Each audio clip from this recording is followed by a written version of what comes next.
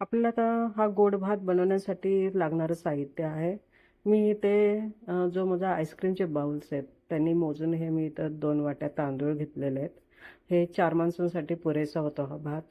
तर ह्या 2 वाट्या मी हा तांदूळ घेतला आहे आणि तो तांदूळ 2 पाण्यामध्ये चांगला मी धुवून घेतलेला आहे आणि बाजूला ठेवून देते आहे. थोड्या वेळ बाजूला आपण ठेवून देऊया आणि बाकीची तयारी करायला घेऊयात.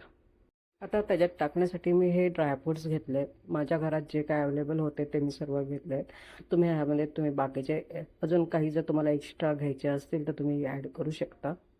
तर मी इथे बेदाणे घेतलेले आहेत. ह्याचं प्रमाण तुम्ही तुमच्या आवडीनुसार ठेवा.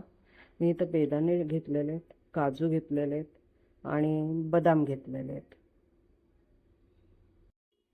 आता हे बदाम जे आहेत ते मी त्याचे थोडेसे उभे असे काप करून घेते. काजूचे आपण थोडंसं काजूही आपण 2-3 भागामध्ये कट करून घेऊयात. हे झाले आपले आता हे सगळे ड्रायफ्रूट्स. आता ह्याच्याबरोबर आपल्याला थोडासा अख्खा जो मसाला असतो तोही आपल्याला टाकायचा आहे, त्याने चव छान येते. तर मी इथे 5 ते 6 लवंग घेतलेले आहेत. 7-8 मिरी घेतलेली आहे. एक 3 इलायची घेतलेली, बारीक हिरवी इलायची आणि 2 छोटेसे दालचिनीचे तुकडे आहेत. आणि त्याच्याबरोबरच आता हा नारळाचा किस आहे, तो मी अर्धी वाटी घेतलेला आहे. तर हे झालं आपलं साहित्य. आता आपण भात करायला सुरुवात करूया. तर मी आता गॅसवर एक पातेलं ठेवलं आहे आणि त्याच्यामध्ये मी आता काय करते की 4 ते 5 चमचे आता मी ह्याच्यामध्ये तूप टाकलं आहे. तूप थोडंसं गरम होऊ द्यात. बघा हे तूप गरम झालं आहे. आता ह्याच्यामध्ये मी जे आपले ड्रायफ्रूट्स आहेत आणि जे अख्खे मसाले आहेत हे सर्व मी परतून घेते आहे. आता तुपामध्ये हे सर्व परतून झालं आहे. आता ह्याच्यामध्ये आपण काय करूया, जो तांदूळ आपण भिजत ठेवला होता तोही लगेच मिक्स करून घेऊयात. हलवत राहा म्हणजे जे ड्रायफ्रूट्स आहेत ते जास्त करपणार नाही. आपण ते सर्व मिक्स करून घेऊयात. आता हे तांदूळ थोडेसे आपण परतून घेऊयात चांगल्या प्रकारे की तुपामध्ये, मग त्याला तुपाचा एक स्वाद येतो. आणि आता वरून बघा मी ह्याच्यामध्ये साखर टाकली आहे.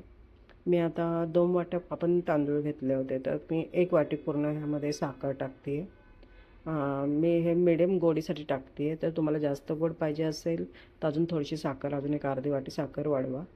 पण 1 वाटी ॲक्च्युली व्यवस्थित गोड होतो. तर मी 1 वाटी यात साखर टाकली आहे. साखर हे चांगल्या प्रकारे मी मिक्स करून घेतली आहे.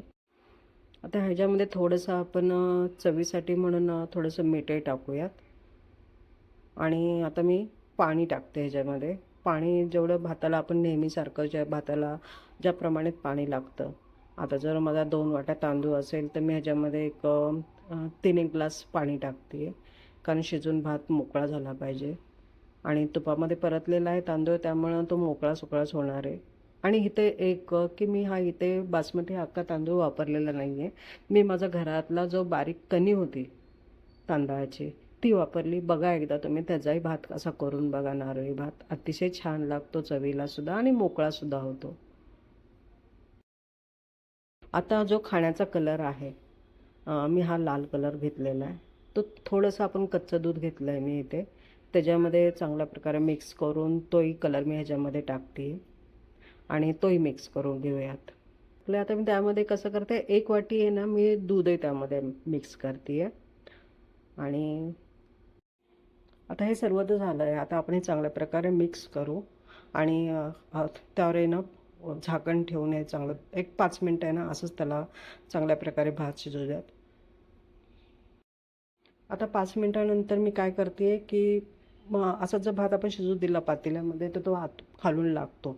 म्हणून मी गॅस मंद करून एक तवा ठेवते आहे पातेल्याच्या खाली आणि तव्यावर आपण आरामशीर भाताला शिजून देऊ. एक 10-15 मिनटामध्ये भात चांगल्या प्रकारे मोकळा ढोकळा मस्त असा शिजून येईल. हा बघा एक 15 मिनटानंतर भात खूप छान प्रकारे शिजला आहे.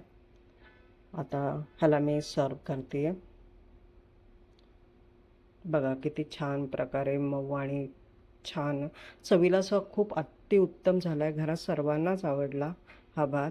इथे अख्खा तांदूळ वापरायलाच पाहिजे असं काही नाही आहे. तुम्ही घरात जो तुमचा तांदूळ असेल तो फक्त एकच करा की कसं आधी 5-10 मिनटं भिजत ठेवा तांदूळ.